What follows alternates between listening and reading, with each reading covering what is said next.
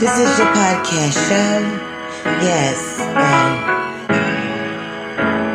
Super's real savage talk. Relationships. Talking about relationships. We're talking about love. We're talking about trust. We're talking about your feelings, my feelings, and everything above. Yeah. At 7 o'clock we talk about what makes love. What makes people just love one another. Yes, it's your girl Super Savage. The podcast, Super Real Savage Talks. Live your love, I'll teach you how to be a boss. With my Super Real Savage Talks, man, always around with the best advice. Don't never think twice. Thank you for listening to me. Hello people, how you doing? I'm your host Super Savage and this is Super Real Savage Talks. Today we will be hitting on some number of topics, everything from troubled teens to not getting along with your mother or father-in-law.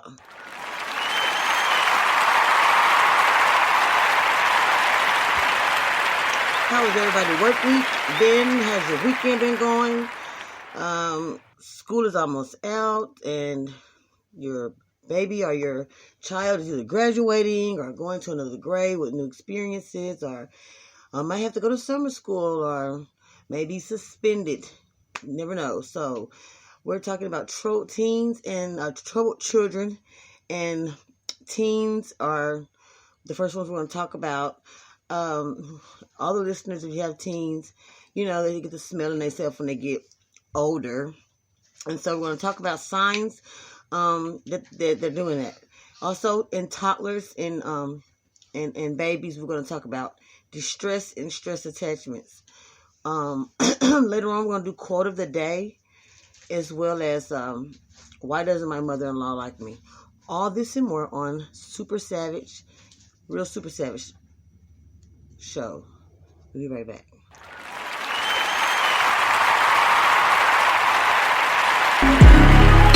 Thank you for listening to me. One thing about this podcast, the listeners, they are the best. They are the best. They are the best I ever had. Tune into my show.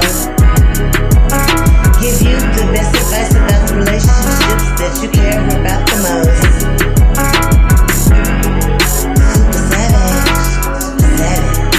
wants to know how your day are going and how your weekend and your nights are flowing. You can always talk and listen to me. Well, we are back. This is Super Real Savage Talks, and I'm your host, Super Savage. Have you ever been in a grocery store and you seen a child get their behind towed up? And you be feeling so bad for the child, but you don't even really know how bad they are? Well, those are the kids that I'm talking about. Troubled teens. What starts off as a troubled teen? They don't start off as a troubled teen. Something is going on with them, or they can't talk to someone, or no child is just bad as hell. So let's just say something happens that us as parents are not paying attention to. It could be anything. Being bullied at school, didn't make the cheerleading team, didn't make the grade that they wanted. But anyway, their behavior starts to change. Their mood swings increase. They go from happy to mad for nothing. For just, it doesn't matter. They cry easily as well. They're not as interested in their hobbies that they were months prior. These are just a few of the changes that occurs in teenagers.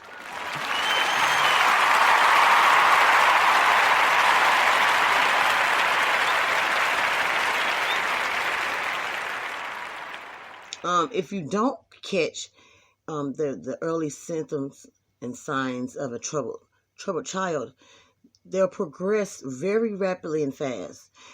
They start, if you don't catch the beginning symptoms, the next thing you know, they're drinking, they're smoking cigarettes, they're skipping school, they're stealing.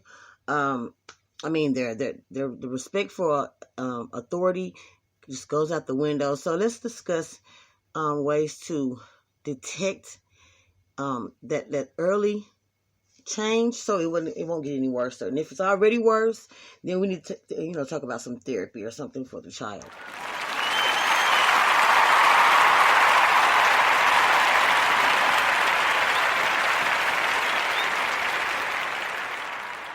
Okay, so we talked about a few of the signs and symptoms.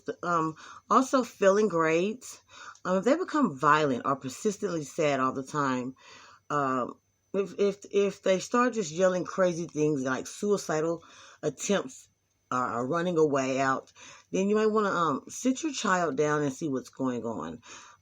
Many times it could just be that they're not getting enough attention, or it could be something serious or something very serious.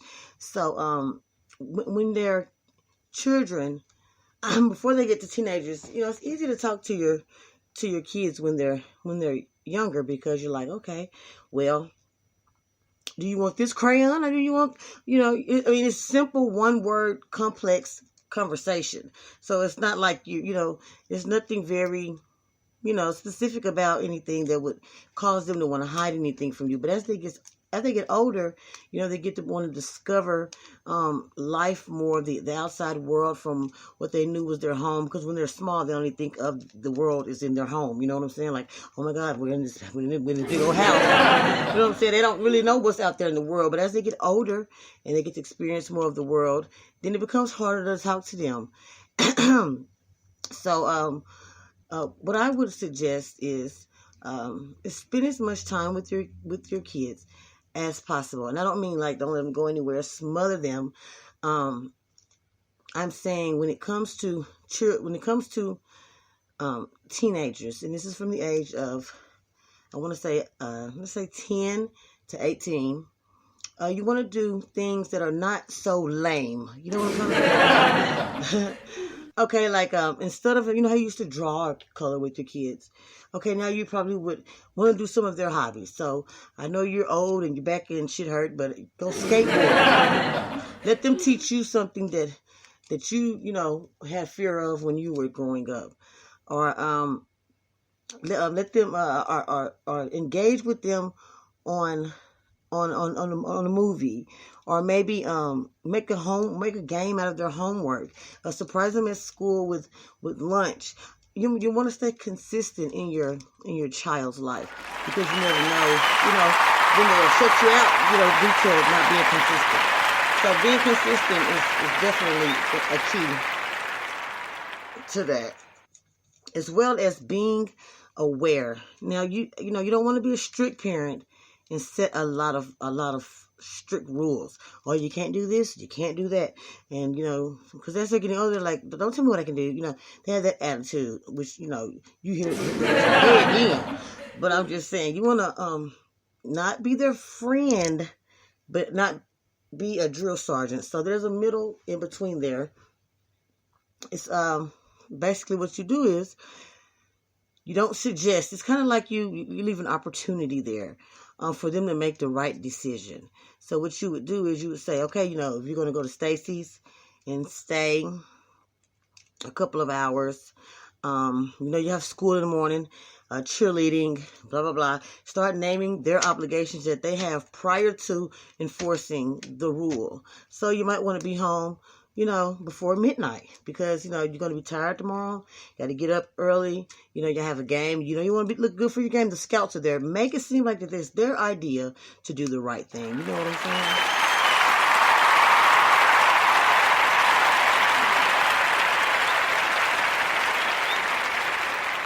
saying? When it comes to chores, my son was really bad about this. Taking out the trash or making their bed. Do the same thing you would do if they were going somewhere. Instead of laying it down a strict rule, oh, do this now.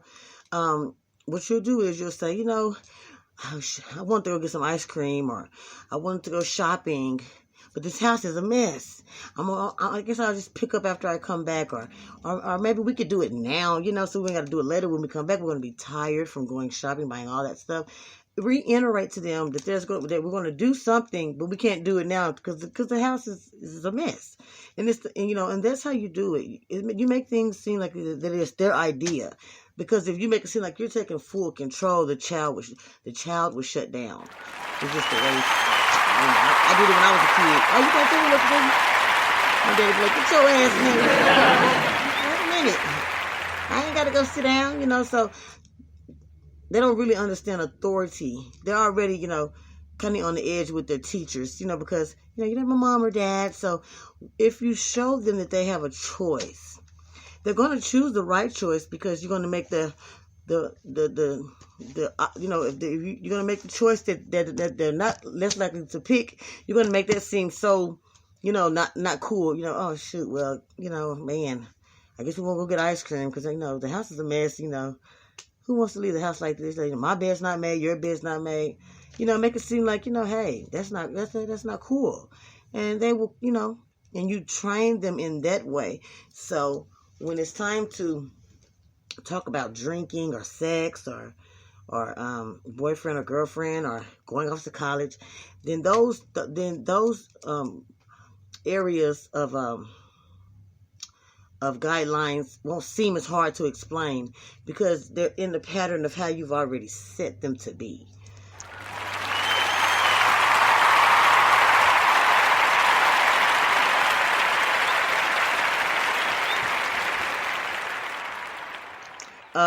I remember that when I was in I think I was like in the 11th grade, and my dad had bought me a car. But I didn't have a driver's license, and I just thought that it was, I thought that since he bought the car, I could still drive. Shit, you know what I mean? Why I can't drive? I didn't understand why it just stayed parked in that damn same spot. So, for months, I was just very irritated that I couldn't drive. I would go and I would sit in the car, act like I'm starting it up and shit, make the little noise and stuff like that. But eventually, I got tired of that, and I asked my dad, why can't I drive the car to school? It's just right around the corner.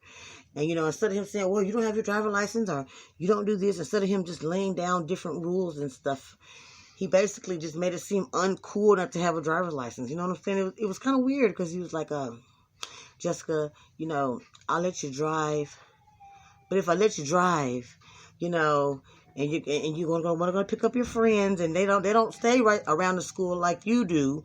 They stay way out, different places. You're gonna want to pick up your friends, and so what if you get stopped by the police? Why you and your friends are in the car? And I was like, oh, I never thought about that. I was like, well, I'll just tell them I just got the car.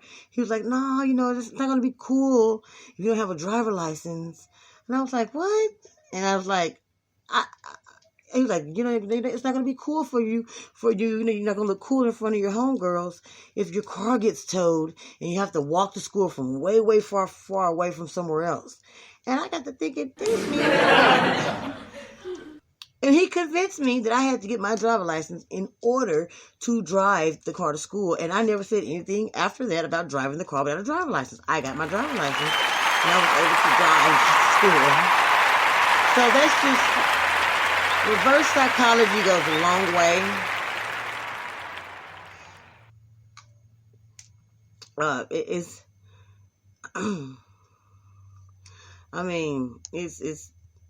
It's a blessing because you learn you learn more about your child than you would, if you were to set a firm rule down. You know what I'm saying? So, with that being said, that'll be a technique that I would really, really, really, really consider. Let's go ahead and talk about different things like let's just say your child was 1 or 2 years old. Okay, 1 or 2 years old, and they're having a tantrum. You want to change their diaper, but they're not ready to have their diaper changed. Okay, so you pulling and you know it's this is a baby, so it's kind of but now the shit's starting to irritate you because they've been doing this tantrum, the same dance for about 2 or 3 hours now. You gotta get that shit off of them. So when it comes to the smaller younger kids, how you can tell that they're having a hard time coping with their age, or what's going on around them is changing sleep, changing their eating. Nap time is not nap time anymore. It's chaotic. Increase of crying and night terrors, and they want to sleep with you now. And so so when dealing, but they can't tell you how they're feeling. They can't tell you, well, I got a diaper rash, or my mouth hurts, or I have my teeth growing again, or anything like that. So you have to approach them a little bit different. And so what this is my favorite. So what you do with toddlers is you don't just put them in front of their favorite cartoon and leave them there until they get tired. You don't do that. I tried it and it didn't work, so I know not to do it. But what you want to do is you want to spend detachment time from them. And with saying that is you want to, okay, here go blocks. These are the blocks. Set them in the floor with the blocks. Let them move everything around them that's constricting them that they can't touch. Because all day you're like, no, don't touch that. No, don't touch that. Come here, no. All day long you're telling them what not to do. And that's frustrating them, and they're acting out because they're not able to use their full potential. So I would put blocks in one corner of the house, of the living room. And I would say blocks, and then I would put like crayons and paper in the middle, and then at the end I would put like a cereal, some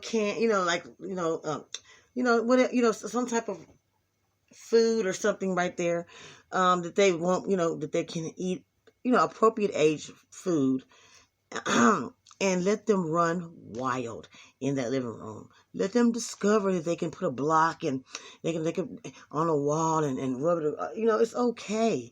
Don't be. We tend to be so strict with the babies and not so strict with the teenagers, and that's backwards as hell, guys. You can't do that. You can't be afraid that they're going to get hurt. They're going to fall down and have a boo-boo. If they have a fall down and they have a boo-boo, that's what they're supposed to experience. You don't want them not to experience falling down and having a boo-boo. You don't want them to experience the most important things in life, which is coping with life, which is making mistakes. Because if you say no all the time to them, they're going to think that everything is going to, when they grow up, they're going to say, hey, it's going to be hard for them to use their full potential as whatever gift they have because they've been shone in the whole time. So, it's okay to keep their hands dirty for a little while, or let them go barefooted in the house or in the front yard, and don't run around there with the damn wet ones, wipe or whatever, the whole time. I mean, let a child be a child. We're so quick to make kids grow up faster than they're supposed to, and they miss out on the important things about being a kid, and that's why we run into so many problems when they're teenagers and adults.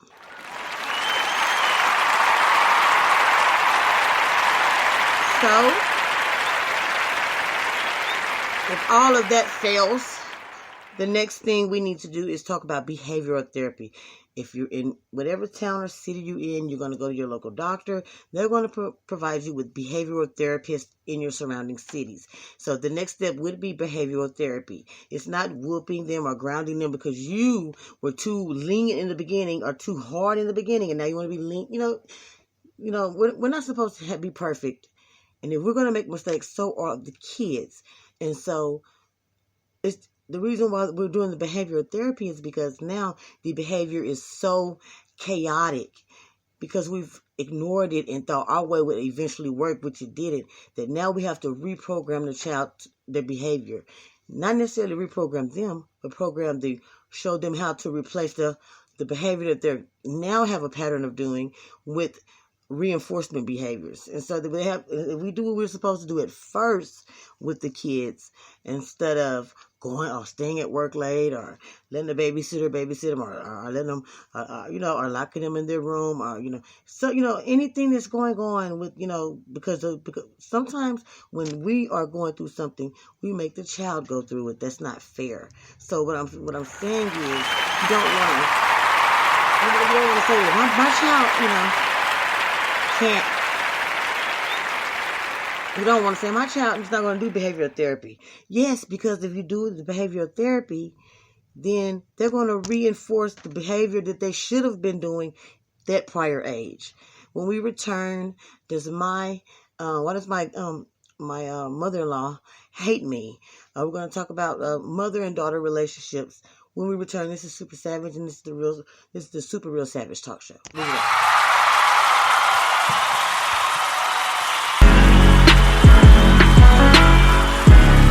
Keep secrets, I won't tell nobody. Sit on my couch in the podcast lounge, and I pull up a chair and sit, and we can conversate and reminisce on the times. If you got some time, stop by. This is the real, the savage, real savage, the super savage, the any way they gotta have it. Super Real Savage Talk Podcast. Listen to me every Wednesday and Saturday. I'm giving love advice, relationship advice, parenting advice. If you just want somebody to talk to, I can do that too. The Super Real Savage Talk Podcast. Listen to me. Yeah, at 8 o'clock, at 7 o'clock, 7 to 8, 7 to 7:30. When we start, please, and we put the best that can listen. Hello. If you are just listening in, I'm your host, Super Savage, and this is Super Real Savage Talks. And we are talking about today troubled teenagers or troubled children, troubled toddlers, just kids confusing in general. And we're also talking about why does my mother-in-law hate me? So let's go ahead and discuss, why does my mother-in-law hate me?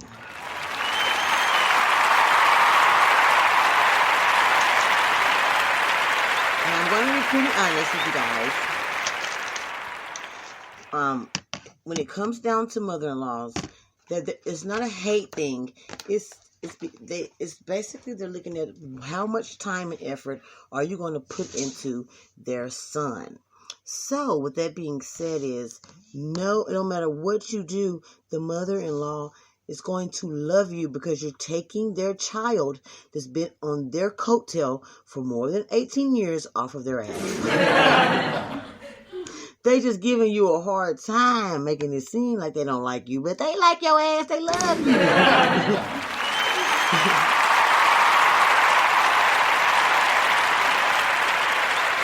Yeah, they are fine. They just have to give you that hard time. And that's what a mother's supposed to do. They're not supposed to say, "Oh, I love you, I like you," because that'll take off. That'll let the son won't go nowhere. You know what I'm saying? The son will still be there up under both of y'all ass. So what you have to do is you have to say, "Oh, I love my son." They're gonna act like they love their son to death, which they do. But it's gonna be so hard. They make it seem so heartbreaking that you're taking something away, and that's because they want the son to know, hey, if whatever the mom doesn't like about the wife, the new wife or the wife, he's going to go closer to the wife. But if the mom says, "Hey, I like her, ain't no problem," something's going to be wrong. There's going to be a red flag somewhere. They ain't going to understand it. Hey, my mama like you too much. What's going on? Hey, cause guys say you can't. If you might can fool me, but you can't fool my mama. You know what I'm saying? Can't fool my mama. What the guy say? I know. You can lie to me, but my mama gonna see the true hoe in you. But she meet my mama. She be able to tell me everything I need to know about your ass. She be like, oh, God. Have you all nervous to meet them and stuff. And then when you finally meet them, she really don't like you. And you be like, oh, God. But see, in reality, she does. She reverse psychology in your ass, and you don't see it. So that's what I wanted to tell y'all. Now, if a mother, it's very seldom a mother does not like their child's wife. You want to know why? Because if the man is very close to his mother, he's going to choose a woman most likely with the same similarity of education, of looks, of things of that nature. He's going to find somebody that's just like his mom, and that's why she likes you, but she don't like you. She can't like you around him.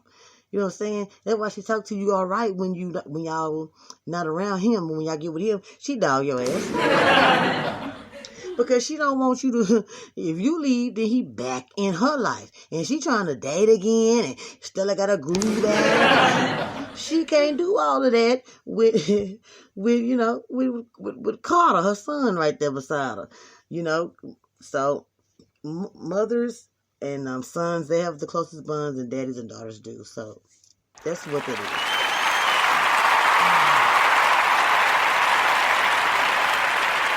Now don't y'all go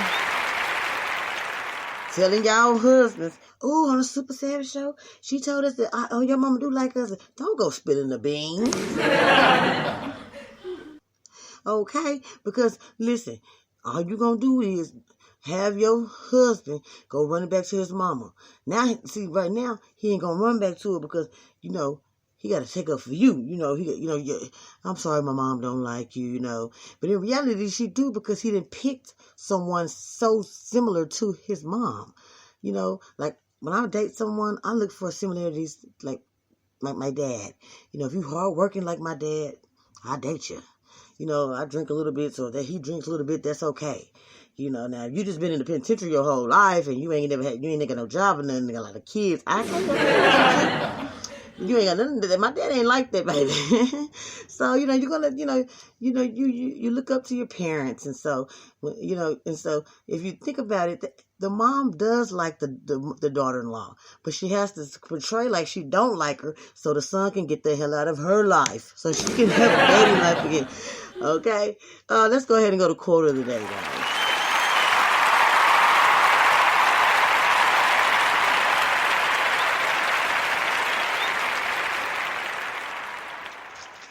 Quote of the day is basically for the kids, and it's, are you strong? You are stronger than you think. You are stronger than you think, and you're stronger than you know. And basically what that's saying is, do not, just because you're scared of something, that could be your strongest point. Don't let fear stop you from conquering your goals or achievements.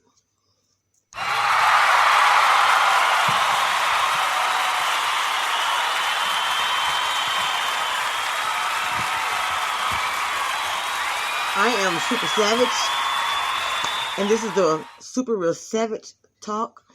I want to thank you guys for coming out and listening. We will see you guys Monday. Stay blessed, treat each other right, and until next time, goodbye. Yeah. You know what time it is. It's time for your relationship advice. It's time to listen. It's time to get some advice about your situations as you're working at your house and at your wherever you wanted to be. I can give advice to you. This is Super Savage, Super Real Savage Talk podcast. Come in at 7, sometimes at 8 o'clock. I will have the hottest